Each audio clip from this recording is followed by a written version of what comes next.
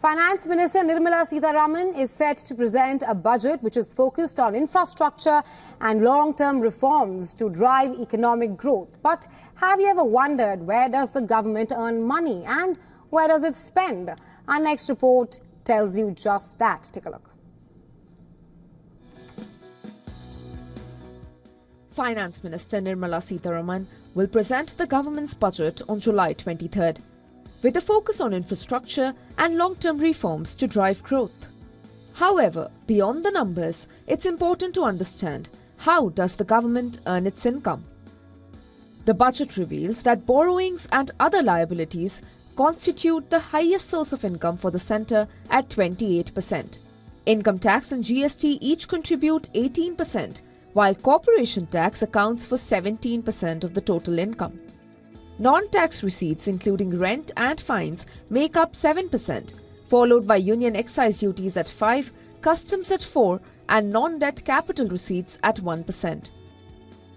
On the expenditure side, 20% goes towards paying interest and an equal amount is given to states in the form of taxes and duties. Central sector schemes account for 16% of the total expenditure, other expenditures at 9%, defence and centrally sponsored schemes at 8% each, and subsidies at 6%. Minister Sitharaman emphasised the profound positive transformation in the Indian economy over the last decade. It will be interesting to see how can the budget support this transformation. Bureau Report, WION World is One. And for more on this, we're now being joined by Adil Shetty, Chief Executive Officer and co-founder of bankbazaar.com and co-chair of the FICCI FinTech Committee. He's joining us live from Mumbai. Welcome to the show, Mr. Shetty. Hi, Resha. Good to be here. Likewise. In your dealings with millions of consumers' personal finances, in your opinion, what should the government be concerned about and focusing on? A couple of things. So what we find is India is a very aspirational country.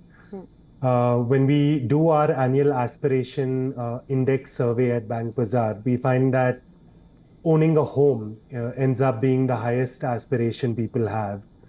The second is saving and paying for their children's education. That tends to be, again, one of the top three aspirations.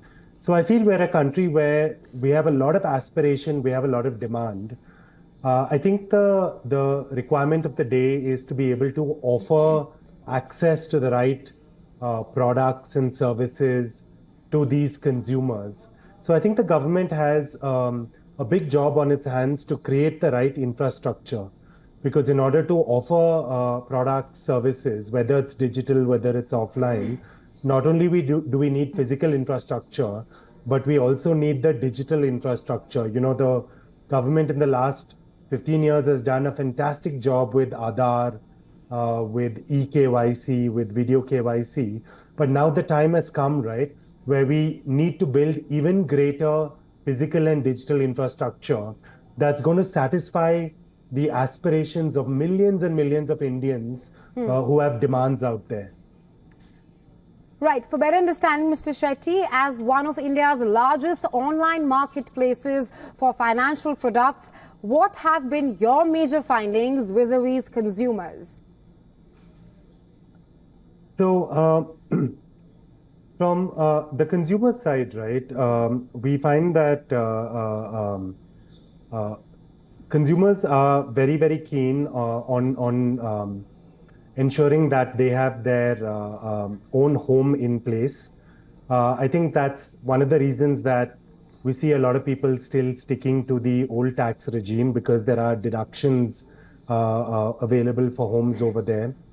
We find that consumers today are very aware of the benefits of mutual fund. I think a good job has been done of creating financial literacy and education about how people can use SIPs. So a lot of the savings that people are building towards saving for children's education, which is the top aspiration, is coming via the SIP mutual funds. I think consumers today realize that insurance is a necessity. that without health and life insurance, they're leaving themselves exposed, especially with what COVID has done in terms of increased healthcare costs. A lot of consumers, I feel, are also sticking to the old tax regime now because they're able to claim deductions under, under insurance, under life insurance, and some of these schemes. And I think the time has come for giving added incentives for consumers to move to the new tax regimes. So I think we live in a very aspirational society, and they want to be able to access and they want to be able to use these products in the same way that they're using e-commerce, in the same way that they're using food ordering. So it's a society which is very young and is becoming very, very digitally and tech savvy and wants to be able to, self-service, use the latest in technology to manage their personal finances. Right, Mr. Shetty, you do speak of how people are sticking to the old regime and you listed out the aspirations of the consumers. Just to follow up on that, and my last question to you, what steps should the government take to promote consumer protection? So there are two things I think the government is doing to promote consumer protection. One side is regarding the laws, and the other side is regarding education. In terms of the laws, right, a lot of new laws have been coming out which are pro-consumer in order to protect the consumer. I think all of us have heard of the digital privacy law. So the digital privacy law came out a year ago. It clearly says what are the rules for companies which collect your data, how they need to clearly specify to you how the data is being used. So the digital privacy law, I think, was a step forward in terms of consumer protection. There's been a lot of good work the Reserve Bank of India has done around digital lending.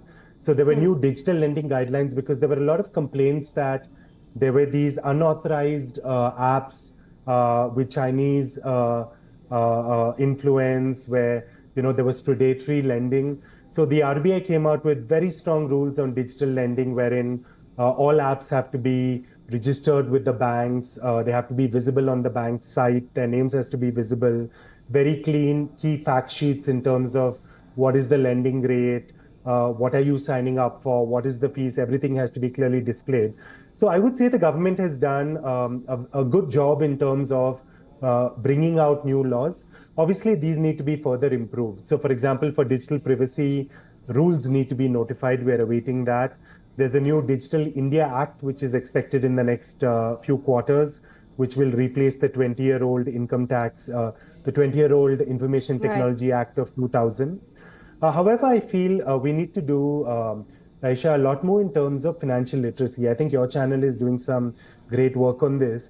But is it possible for us to create personal finance education as a subject in school, as a subject in university? It's one of these really important things that everyone needs to know because it's their aspiration, right? How do you start saving for a home in your 20s? How do you start saving for your child's education in your 30s? What is the challenge if you don't own insurance, right? What can go wrong? Why do you need an emergency fund? So I'm really keen to see, right, how the government can create a larger thrust in terms of financial education and literacy.